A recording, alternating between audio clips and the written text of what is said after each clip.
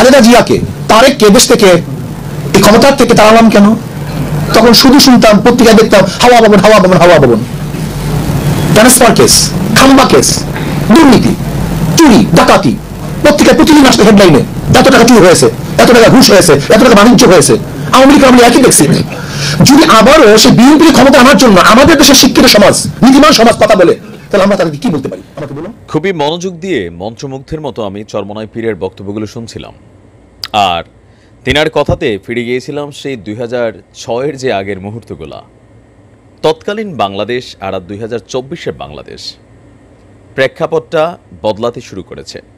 But Charmonai পীর সৈয়দ ফয়জুল সাহেব তিনি আপনার মনে করছেন যে প্রেক্ষাপট এখানে কোনো কিছু পরিবর্তন হয়নি। আওয়ামী লীগ মিথ্যা মামলা দিয়েছে। আজকে আওয়ামী লীগের পতনের পর 2 বছর আগে মারা যাওয়া একজন ক্যান্সারের ছাত্রলীগ নেতাকেও মামলার আসামি করা হয়েছে। তারপর ঢাকাতেও দেখলাম এরকম একজন মৃত মানুষকে মামলার আসামি করা হয়েছে। আমার কথা না, ফয়জুল সাহেবের কথা। তিনি বলেন যে আওয়ামী লীগ লুটপাট করেছে, চাঁদাবাজি করেছে, আজকে আবারও সে লুটপাট চাঁদাবাজি করছে বিএনপি। তাহলে আওয়ামী লীগকে সরিয়ে আবার যে রাষ্ট্র ক্ষমতা বিএনপির হাতে দিবেন, দেশের কি পরিবর্তন হবে কিনা? দর্শক, আগামী জাতীয় নির্বাচনকে কেন্দ্র করে জামায়াতে ইসলামের এই মুহূর্তে অন্যতম সহযোগী প্রতিষ্ঠান হিসেবে কাজ করতে যাচ্ছে ইসলামী আন্দোলন বাংলাদেশ। আমাদের কি বলে যে আলেম সমাজরা তারা মনে করছেন যে আওয়ামী লীগের বিকল্প হিসাবে যে বিএনপিকে এই মুহূর্তে আবারও আলোচনায় আনা হয়েছে বা রাষ্ট্র ক্ষমতায় যাওয়ার ব্যাপারে যে সিদ্ধান্তগুলো জনমত তৈরি হচ্ছে, সেটা আরও একটা বোকামি। কারণ 2006 সালেও লুটপাট, দুর্নীতি, নানান কিছুতে তারেক জিয়া দেশ ছেড়েছেন, বেগম খালেদা জিয়াও মামলার আসামি হয়েছেন। তো এই দলটার হাতে ক্ষমতাটা আসলে এই মুহূর্তে দেওয়ার সুযোগ নেই। না, আমার কথাগুলো এখানে আমার উপর গোস্বার সুযোগ নেই। তো চলুন দেখি ফজল করিম সাহেব তিনি নিজে কি বলছেন।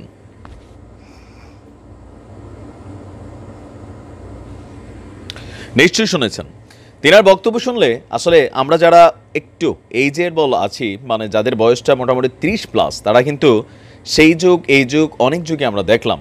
তো আপনার কি মনে হয় যে আসলেই কি যে জামায়াতে ইসলাম অথবা তাদের যে সহযোগী সংগঠন ইসলামী ঐক্য যেটা তৈরি করার চেষ্টা করা হচ্ছে, হেফাজতে ইসলাম, তারপর হচ্ছে চরমোনাই পীর, জামায়াতে ইসলাম, তারা যদি একত্রিত হইয়া রাষ্ট্র ক্ষমতায় যায়, দেন বিএনপির থেকে বাংলাদেশটা ভালো চলবে। রাস্তাঘাটে লুটপাট হবে না, চাঁদাবাজি হবে না, প্রতিষ্ঠানগুলোতে দুর্বৃত্তায়ন হবে না, নানান ধরনের যে ঘটনাগুলো সমাজে কিশোর গ্যাং আছে সেগুলো তৈরি হবে না, অথবা আমাদের মেয়েদের সাথে যে ইফটিজিং, রাস্তাঘাটে যে শ্লীলতাহানি, অথবা ইউনিভার্সিটিতে এইগুলো কয়েকদিন যাবত আমরা দেখছি মেয়েরা প্রকাশ্যে বিড়ি টানছে, মানে বেহায়াপনারও নানান দৃশ্যপনা আমরা কিন্তু বাংলাদেশে দেখছি। তো এগুলো আসলে কোন সরকার গেলে বন্ধ হবে? এটা কি বিএনপি সরকার গেলে বন্ধ হবে ক্ষমতায়, নাকি আসলে ইসলামী যে ঐক্য এই মুহূর্তে জামাত ইসলাম একা তারা নির্বাচনে যেতে পারবে না, জয়লাভ করতে পারবে না, সো এই টিমগুলোর সাথে কানেক্ট হয়ে তাদেরকে রাষ্ট্র ক্ষমতা যেতে হবে?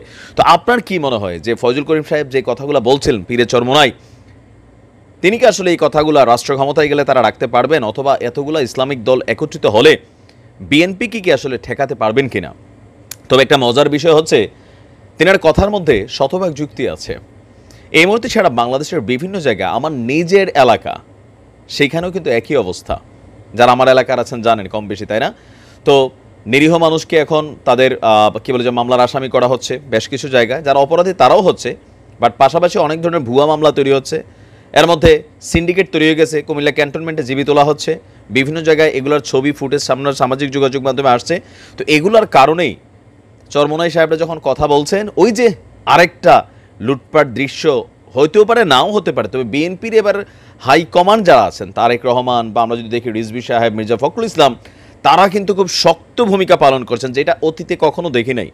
এইটার একটা কারণ হচ্ছে কি, দীর্ঘদিন ক্ষমতা থেকে বাহিরে থাকার কারণে, অথবা আওয়ামী লীগ সরকারের পতনের দৃশ্য দেখার পর রাজনৈতিক যারা নেতা আছেন তাদের ভিতরে সামান্যতম ভয় হলে ঢুকছে যে জোর কইরা অথবা ক্ষমতায় থেকে অথবা প্রশাসনকে ব্যবহার কইরা আর কিন্তু ভাই সেই রাজনীতির দিন নাই।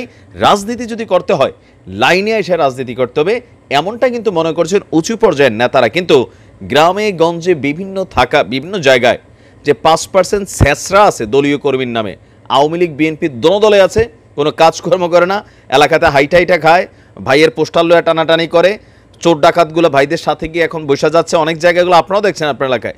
এই শ্রেণীটা, এদেরকে কিন্তু হাইকমান্ড শক্তভাবে যদি কন্ট্রোল করতে না পারে, ডক্টর ইউনূসের সরকার কিন্তু 2 থেকে 3 বছরের জন্যই বসতে যাচ্ছেন।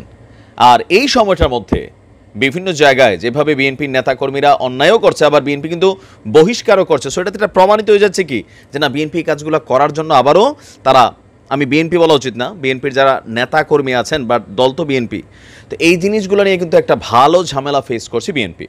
আর গণমাধ্যমগুলো সেগুলো প্রকাশ করছে। এখন গণমাধ্যম প্রকাশ করার কারণে কেউ কেউ বলছেন এত বছর কেন করেন নাই, ওই যে সরকারে গেলে কন্ট্রোলিং করা হয়, এটাই তো নিয়ম। তো এখন আপনার কি মনে হয় যে এই মুহূর্তে আসলে যে আপকামিং যে নির্বাচন আসতে যাচ্ছে, সেই নির্বাচনে কার পাল্লাটা ভারী হবে? বাংলাদেশের আলেম সম্প্রদায় একদিকে একত্রিত ভারী হবে, নাকি বিএনপি বা জাতীয় পার্টি আরও যে দলগুলো আছে বাম বাম ডান যারাই আছে তারা একদিকে ভারী হবে? কি মনে করছেন? ভালো থাকুন, আসসালামু আলাইকুম।